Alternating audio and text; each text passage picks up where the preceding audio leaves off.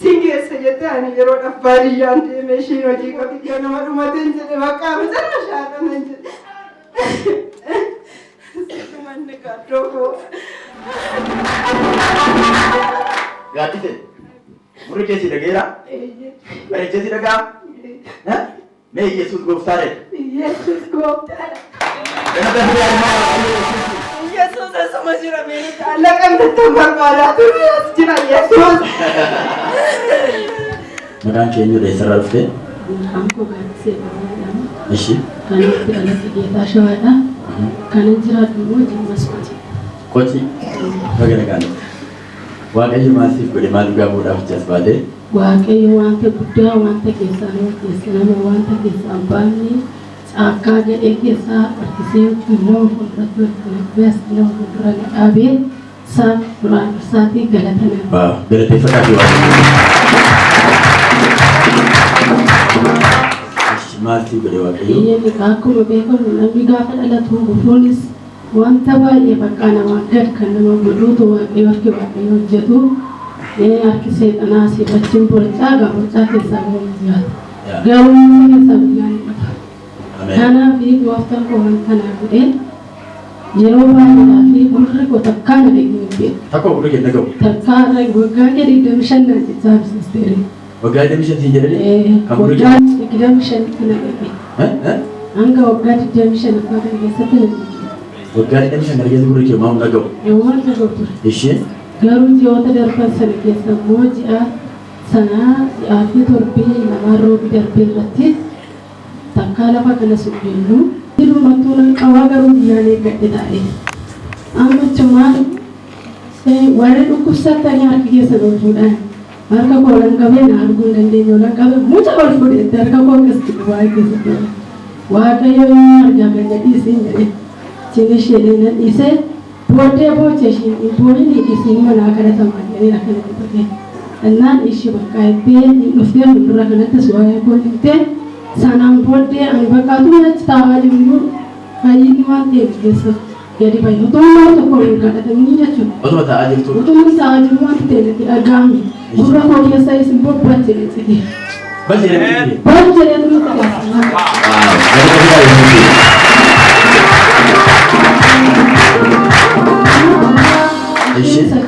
Deebitee maanni nan tasa booda dheerestuu fayyiraan jedhe maal jettee fayyiraan jedhe laakiin fayyine namatti geessa godhe ishi nan dhaqaati kootu baqqaan is baqqaan ciqqabini nan dhaqaan jedhe bakka baay'ee natti dhagahame baay'ee gammadee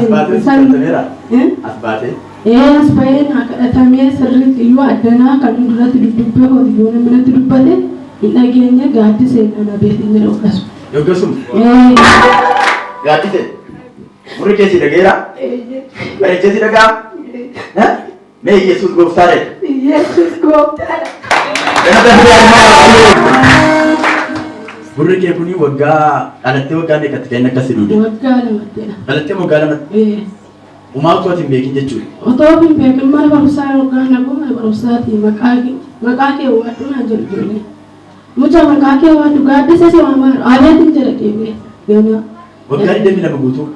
Waggaa 22 guutuu. Waaw isa kana godhu Yesuus hin ta'a galataa jedhu. Kana saati taa'anii walitti buusa galateeffata waaqayyo isa guddaa. Haleluuya. Erga gaafa sanaatti gurri kee uumaa tokko rakkina qabu. Argi gaafa sanaatti nan fayyee albichaa dhumitii mana keessatti gammachuu guddaan dhaga'amee nu zayitii asii bitannee galleen inni cuggaarraa qabuun fayyee ni kaleedhaan dhukkubsatu namoota baay'ee fayyanii nurraallee wallaan irraa fudhatanii baay'ee fayyadamaa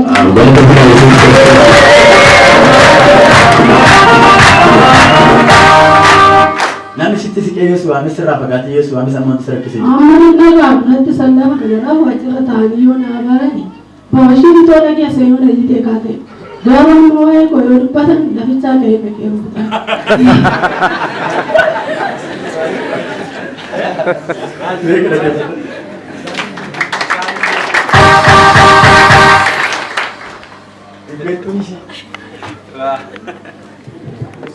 Waggaa torba dura nagara hojjetti ture.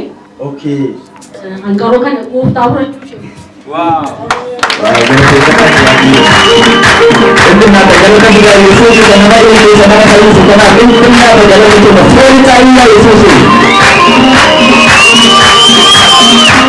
Haleluya.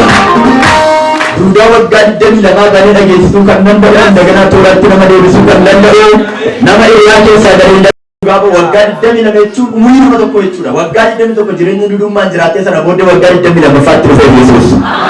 Dalam neraka dalam Yesus rakyat kita dia masih berfirman. Kami berkata kepada ini adalah amin. Mucaan kun waggaa torba dura nu bira hojjetaa turte inni geessu dhugumaan inni geessu yeroo aartuu rukuttaadhaaf dhiigdi. Waan hin dhageenyeef namoonni baay'een sababa ariifattee waa daftee dhiyeessineefitti aaruu ana caalaa abbaa manaa kootu jaallataan isheenis beekti reebichaaf kaata. Humni isheen yeroo arguun baay'ee dhalli kun rifatee inni kana godhe gooftaan maqaan isaa ulfaata.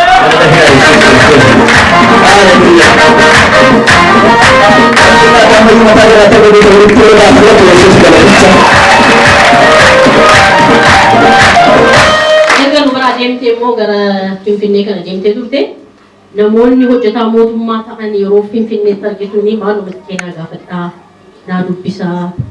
Mucattii ishee kamiin yeroo jedhu ishee gurri ishee dhageenya jedhu.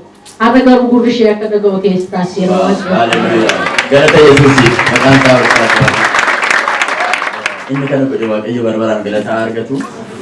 Yesuus barbaraan gooftaati. Ba'aan Waaqayyo namarraa hin kaafne hin jiru. Hidhaan Waaqayyo hin hiikne hin jiru. Warra amantan kan keessanis hin hiikama har'a. Ameen jettee arga fudhattanii. Namni mul'ata fudhata kampoos hin hiikama jedhaa. Uffata anaas mana sadii keessa mul'ata fudhata. Kampoos hin hiikama jedhaa uffata.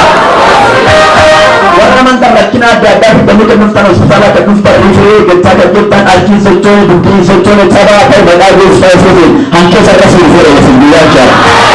Warra keessa mul'ata fudhata guyyaan kun har'a jedhaa. Nama akka mul'ata fudhata guyyaan kun har'a jedhaa.